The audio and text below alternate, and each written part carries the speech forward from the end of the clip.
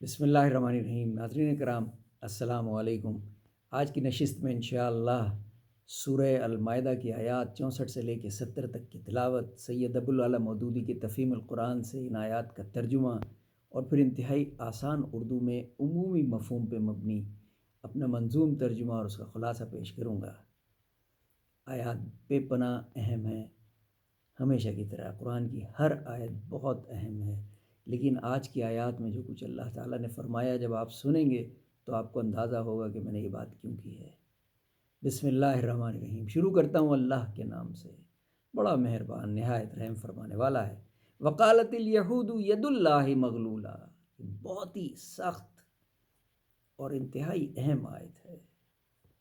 یہودی کہتے ہیں کہ اللہ کے ہاتھ بندھے ہوئے ہیں۔ ذرا دیکھو، کہتے ہیں یہودی رب کے بارے میں، کہتے ہیں یہودی رب کے بارے میں بندھا ہے رب کا ہاتھ، اب بندھے گا ان کا ہاتھ۔ اللہ تعالیٰ نے فوراً کہا کہ ذرا سنو تو صحیح، یہودی کہہ رہے ہیں کہ رب کا ہاتھ بندھا ہوا ہے، تو اب ان کا ہاتھ بندھے گا اور دنیا دیکھے گی وہ رحیم ہے، وہ کریم ہے، وہ خرچ کرتا ہے، تو اب مال دے گا مومنوں کو، کافر دیکھتے رہ جائیں گے۔ اب مال دے گا مومنوں کو، کافر دیکھتے رہ جائیں گے۔ یہ فسادی ہیں، آگ بھڑکاتے رہتے ہیں، یہ فسادی ہیں، آگ بھڑکاتے رہتے ہیں، اللہ کو پسند نہیں فتنہ و فساد۔ اللہ تعالیٰ نے جس چیز کو سب سے زیادہ ناپسند کیا ہے وہ فتنہ۔ ایک دوسرے کو لڑا دیتے تھے، ایک دوسرے کے خلاف سازشیں کیا کرتے تھے۔ اہل کتاب پھر اگر ایمان لے آتے، اور اللہ تعالیٰ نے کہا، اللہ تعالیٰ نے فرمایا وَلَوْ أَنَّ أَهْلَ الْكِتَابِ آمَنُوا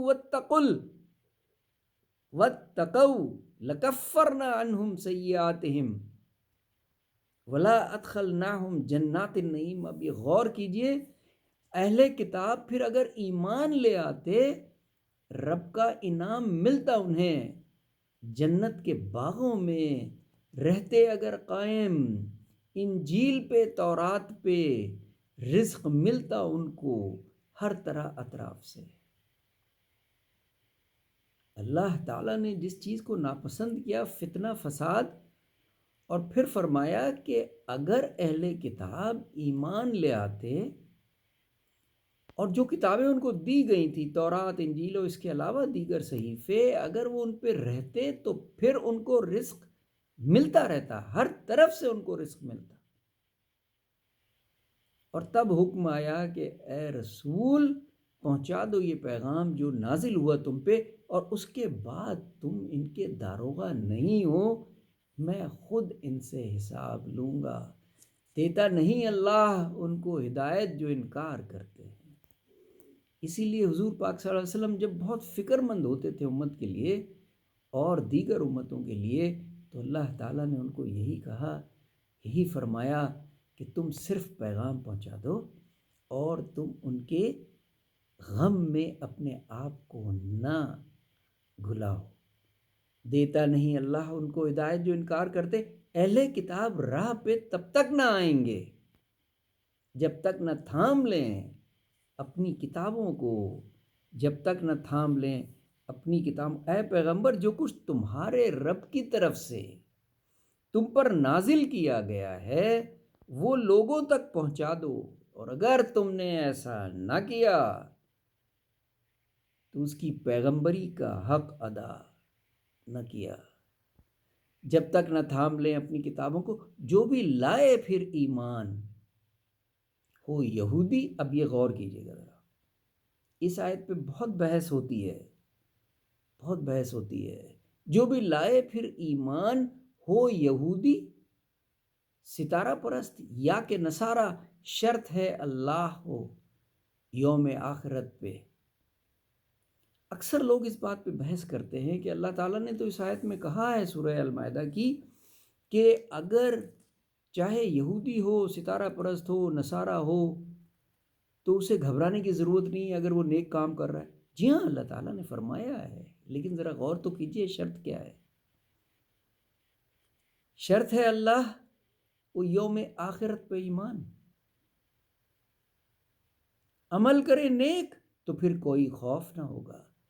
تو دیکھیے آپ، اللہ پہ ایمان رکھتا ہے اگر، بے شک یہودی ہو، عیسائی ہو، یوم آخرت پہ ایمان رکھتا ہے، اگر رکھتا ہے تو آخر الزماں پہ بھی ایمان رکھتا ہو، اور پھر نیک عمل کر رہا ہے، جو قرآن حکیم میں جن اعمال کو درج کیا گیا ہے، تو پھر ٹھیک ہے، پھر اللہ تعالیٰ کا فیصلہ ہے کہ وہ جنت کے باغوں میں رہے گا یا جہنم میں رہے گا۔ زمین پہ بے شک ہم اسے یہودی کہیں، عیسائی کہیں، ستارہ پرست کہیں، یہ فیصلہ صرف اللہ کرتا ہے۔ ہم خود سے کسی کو کافر ڈکلیئر نہیں کر سکتے، یہ مناسب عمل نہیں ہے۔ جو شخص ہمارے فرقے پہ اور فقے پہ نہیں رہتا، ہم اسے منہ کھول کے کافر کہہ دیتے ہیں، اس کا حکم نہیں ہے۔ قرآن حکیم میں یہ آیات بہت کلیئر ہیں، بڑی کلیئرٹی کے ساتھ۔ عمل کرے نیک تو پھر کوئی خوف نہ ہوگا۔